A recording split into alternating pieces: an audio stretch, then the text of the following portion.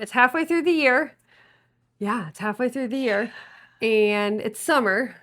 So Is it? I'm not sure well, about that either. it's technically summer. So if we were leaving for a very long island vacation, Okay. we're going to talk about what books we would I'm bring. glad I'm bringing audiobooks. They don't weigh anything. Even though you're doing audio, you're still limited. You can only bring 5. Okay.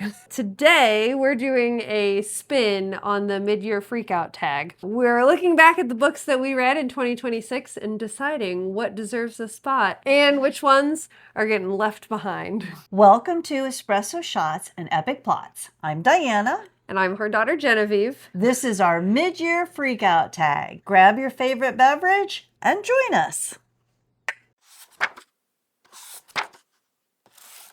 Number 1 spot for your packing list. What is the best book that you've read so far? Well, it may be just because I'm also in the process of reading it, but so far my choice is Invisible Women: Data Bias in a World Designed for Men by Carolyn Criado Perez. All right, so sounds like nonfiction, which you've It been on a is. nonfiction Yeah, I've been kick. on a nonfiction kick, and I've been on a feminism and the changing or not so much changing world for women kick lately. So tell me what it's about. Okay, it's a very eye-opening book that talks about how men or the male body has been treated as the norm Okay. in all things everywhere. The book is divided up by different categories. chapters and Okay. categories. The female body, the female physique, or the female chemistry, or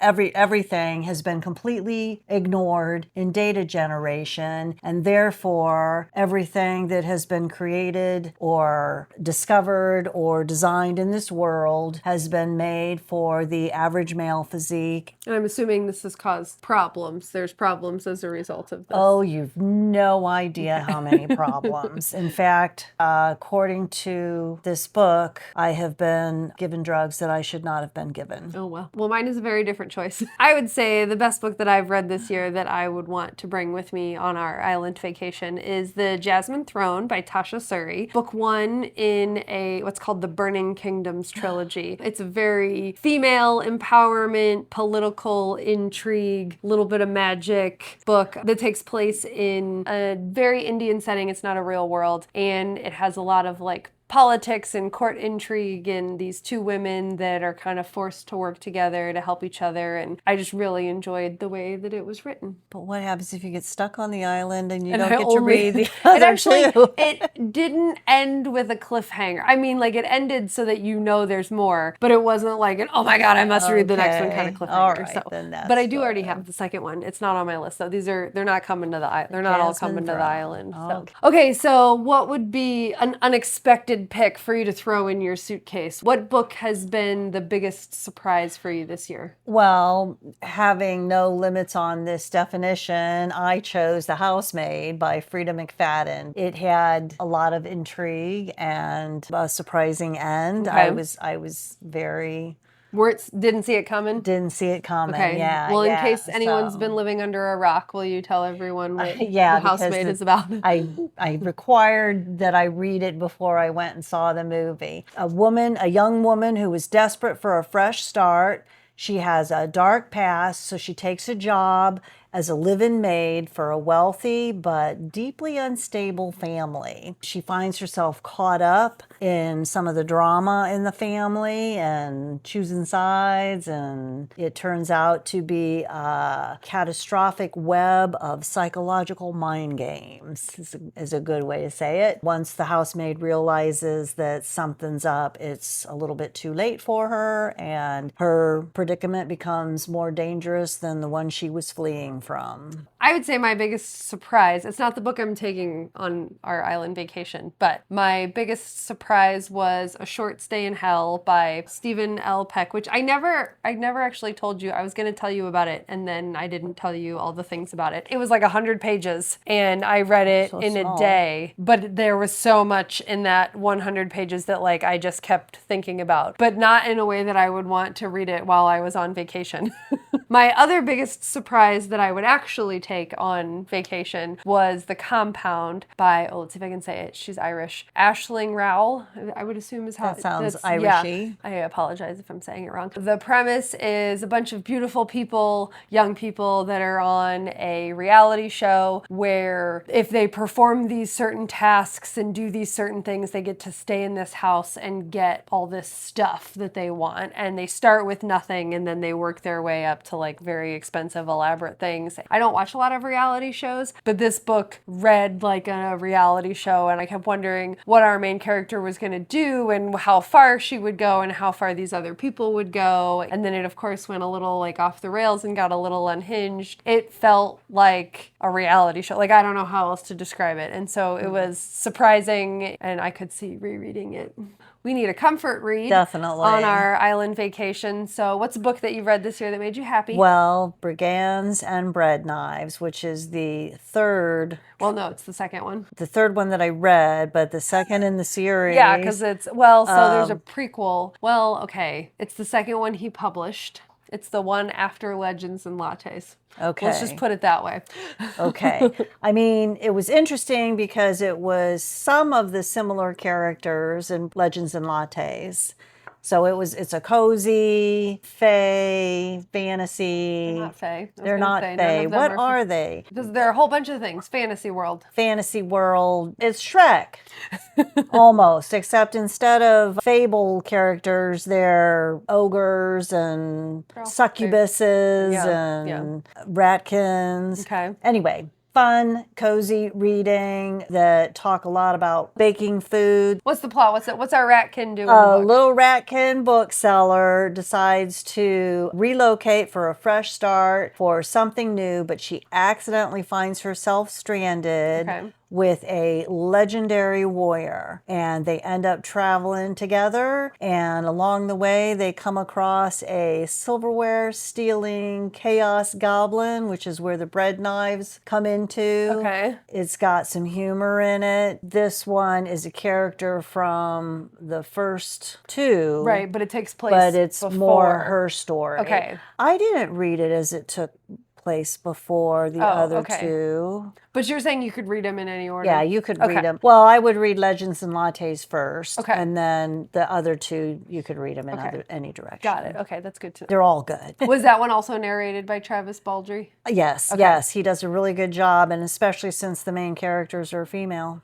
He does like a whole bunch of voices. Yeah, yeah. Well, yeah, he does do all of the voices, and he does change them up so that you can sort of picture the characters. My book that made me happy was called Kill the Beast by Sarah Swift, which I know does not sound like it would make you happy. I would hesitate to call it cozy, but there were aspects of it that felt cozy. It's similar world-ish where it's like, I think in the book they actually tell you it's like 1800s, 1870s, something like that. There's magic in it, like people know magic exists, and there's these beasts that have been terrorizing people, and our main character, Lysa, I kept wanting to call her Lissa, but it's Lysa. Our main character, Lysa, wants to get revenge for her brother's death by killing this beast, and she gets hired by this, I think the back of the book called him a foppish dandy, is the way the book described it. Gets hired. The insult. It is, I know, right? But he owns it, whose name is Alderic blah, blah, blah, but she calls him Al because she's like, that's just the kind of person she is. And they end up having to work together to go after this beast. It is a really good example of a purely platonic relationship in a fantasy book, which you don't see a lot. It had a lot of heart. It had a lot of emotion. Like our characters both grew a lot, but it also made me laugh out loud.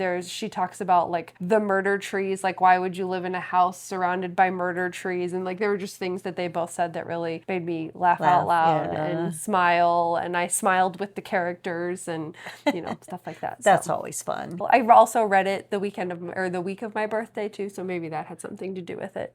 Okay, so do you have any favorite new authors where you would be willing to bring anything from them? Oh yeah, new to me, the Murderbot series, Martha Wells. I just love her books. Same thing, and I'm not a super sci-fi. I have my moments. Like I was a Star Trekky person for a while, and weirdly Star Wars never got into the that. same I get it. to me. Yeah.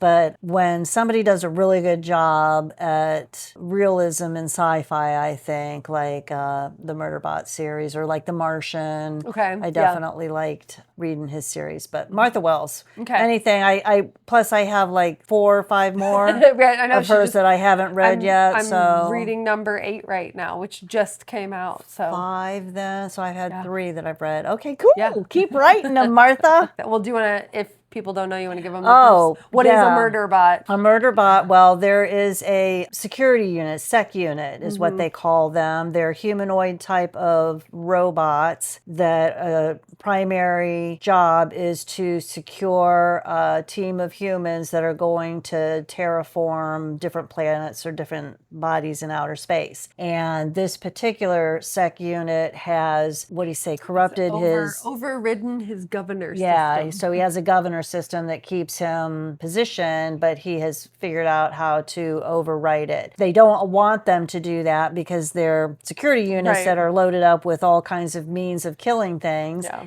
And all he wants to do, because he's downloaded a bunch of videos, is just sit there and watch videos in his, he's wearing a helmet, so they don't really know what his face is doing. So he's got this attitude. He doesn't particularly like humans because they're weaklings, but he has to take care of them. Yes, and they have emotions and stuff. But he's learning a lot about them in watching the videos. He's really into watching sci-fi videos, which is kind of funny. Yeah. But his coy attitude makes you laugh out loud.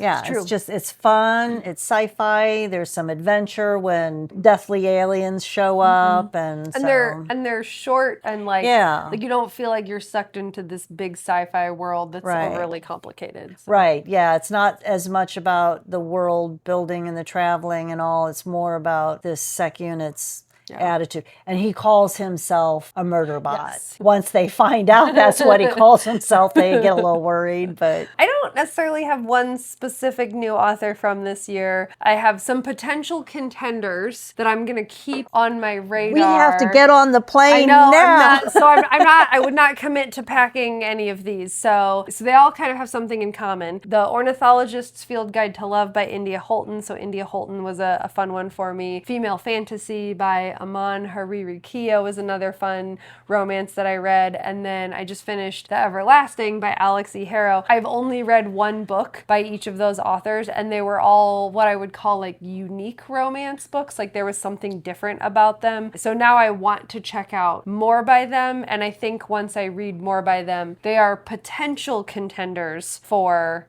new favorite authors. So I would like to read some more before I commit. So I'm not putting any of those in my suitcase. We don't need to hold up the plane for it. She's like this at restaurants too. It's true. It's time to order.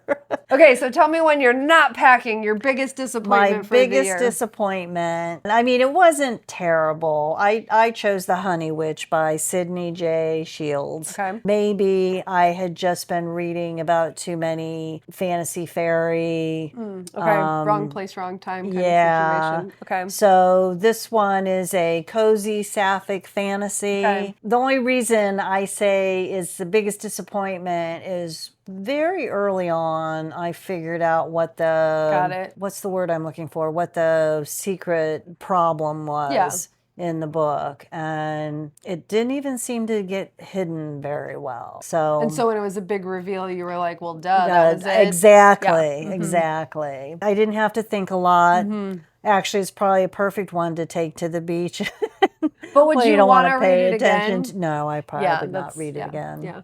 Mine was One Dark Window by Rachel Gillig. I have heard nothing but people like ranting and raving about this. It's a duology. I found both of them at Half Price Books and was like, well, this is a shoo-in. I'll buy them both. Definitely not reading the second one already. Wow. No, it was so bad. I think the only reason I finished it, I wanted to know why everybody liked it. I was like waiting to see if it would get good. Let's see if I can even remember. It's a world where magic is supposed to be secret. You're not supposed to have magic. The king has outlawed it. It's tarot-based magic, like tarot tarot card base Oh, or something like okay. tarot cards. This girl ends up involved in court politics, well, with the court, people associated with the court. She's supposed to help them track down the other missing cards that they need. But it was not supposed to be YA, but read very YA. I couldn't really follow the plot. It was very light on like the world or the reasoning or the history. And yeah, the whole time I just kept going, why do people like this? Just too easy of a read.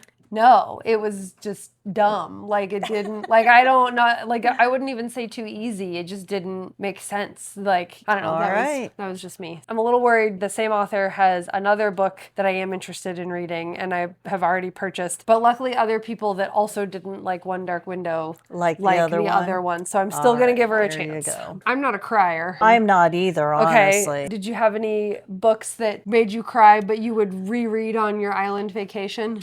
That Kristen Hanneman, I still love her books. It's funny because I know there's this concept of reading every book ever written by this author. Okay. I am to the point where I'm like pacing myself. Okay, with so her you books. don't run out of books? Yes, Okay. because I so enjoy and if in a pinch. So when we went to Half Price Books for your birthday, I ran across the home front. Oh, okay. And I read the jacket Okay. and I'm like, well, this sounds like an interesting Kristen Hanna book. I picked it up. It is a little bit of a twist. She always does historical fiction. This is a little bit of a twist. A woman with preteen, 12-year-old and 4-year-old is in the National Guard and they get called up and she gets sent to Afghanistan. She is a Black Hawk pilot. So it's 2000s, I'm assuming? Yes. Okay. And her best friend is her co-pilot. She is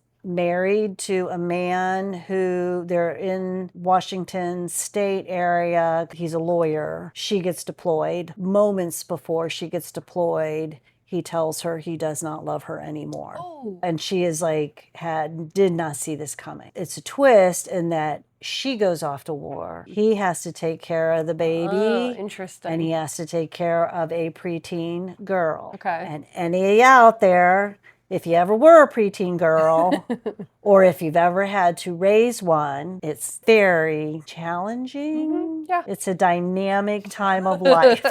Yeah. So is the book mostly from his point of view? It swaps back and forth between, it's a lot of her point of view. Okay. His mother, her mother-in-law, is an Eastern European who is a wonderful woman, steps in, helps a lot as best she can, slaps her son around when he doesn't show up for the kids and stuff like that. Kristen Hanna has never left me hanging at the end, but her books are very realistic. Things happen. She is the main character, is deployed. Her husband thinks, oh, they don't let women fight. I don't know at the time in Afghanistan what it was, but if she didn't tell him or wasn't allowed to tell him or just kept it from him, but he thought she was just flying dignitaries around. Okay. And she was not. She was actually picking up soldiers that had been blown up. Good read. Thank you, Kristen. That made you cry. Made me cry. Yeah. Tear up a little bit. You know, I wasn't sobbing. Not like the other Kristen Hanna book, The Women. That made me sob. One of my best sequels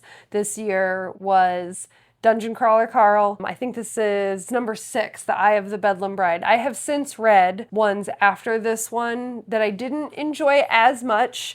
I would say so far, based on my recollection, this is one of my favorite Dungeon Crawler Carls. General overview, guy ends up with his ex-girlfriend's cat, aliens take over the world, he ends up in a video game like reality show, and each book is a different level of this. In this particular level, floor, they call them floors. It's almost like the game of Magic, like a card-based game where first they collect cards and that the cards are creatures that will fight for them, and when they run into enemies, they have to throw the card and that monster creature comes out. And that, I think that was part of why I really liked it. Princess Donut the cat becomes sentient very early on in the books, and you start to see her really really like have more of a personality and grow up and things like that. I don't know, there was just something about this one. I think it was just the layout of the world. Like, you know, each book, you know that they're going to be okay because they're on the cover of the next book, you know? And so you always know that, even though it's very like traumatic and like, how are they going to get out of this? And so what's really interesting about each of the books is the theme of the floor that they're on, of the level that they're on. I think that if I was going to bring a sequel onto our island vacation, it would be Okay. It'd have to. You need a dungeon crawler. I gotta have, and they're big enough. They should last me a while. Yeah, So. definitely. These books are huge. Yeah.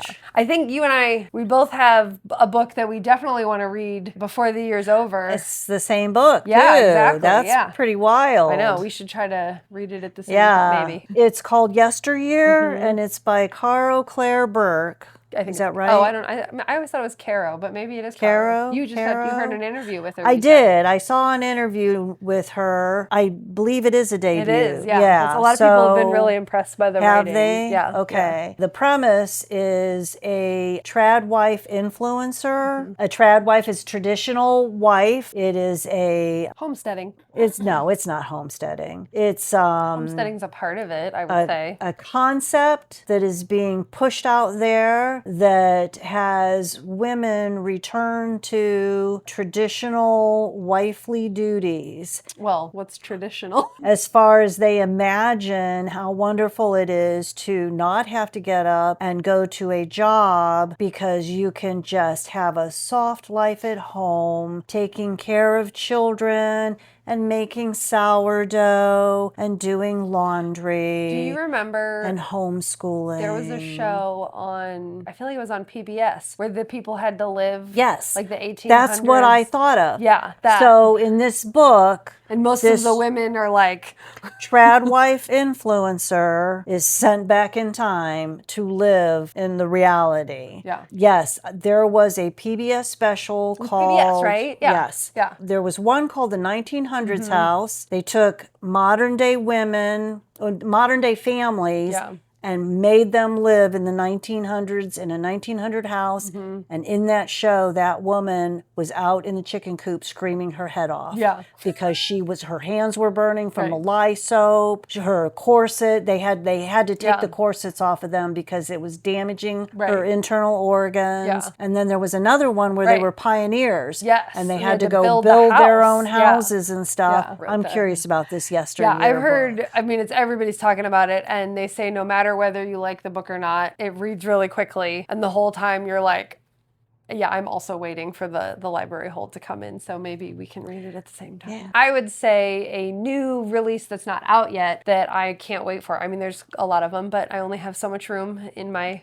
island suitcase. So a future island pick is the next in the Anna and Din Shadow of the Leviathan series. You could read these. I would recommend reading them in order, but it's not like a traditional series that, you know, where you have to read them in order. Yeah, instead it is I think you would actually really like these. It's like Sherlock Holmes. It's like a Sherlock Holmes kind of story, but you have this older woman who is like Sherlock. Nobody really likes her because she's very, I mean, how would you describe brusque? No, is that how you would describe Sherlock? A know-it-all, brusque know-it-all? Yeah. And then her Watson character is named Din. Her name's Anna. And this is a plant-based world. Like all of their housing, all of their quote-unquote electricity is all plant-based. And then they have plant enhancements, and they also have other enhancements. Our Watson character, Din, has these enhancements that basically make him like an engraver. And so he goes to a crime scene, engraves everything in his brain. He can memorize it to detail. Okay. And they use sense. It's like a sense memory, which is kind of cool. And then he goes back and reports to Anna, who basically is like a recluse that doesn't really leave her area.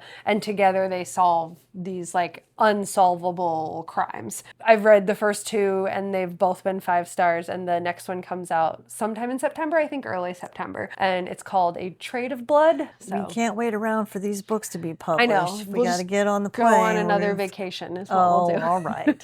So we've built our island libraries. And somehow narrowed a half a year's worth of reading down to 5 books. Into a tiny suitcase. Yes. And we'll probably pull some of those and throw some different That's ones true, in on the yeah. way. We want to know which book you've read so far would be the first book you would toss in your island vacation suitcase. Or have you read any of our books that you'd like to throw into your suitcase? Thank you so much for watching. Give us a like if you liked it. Subscribe if you want to hear more from us. And until then, Happy reading.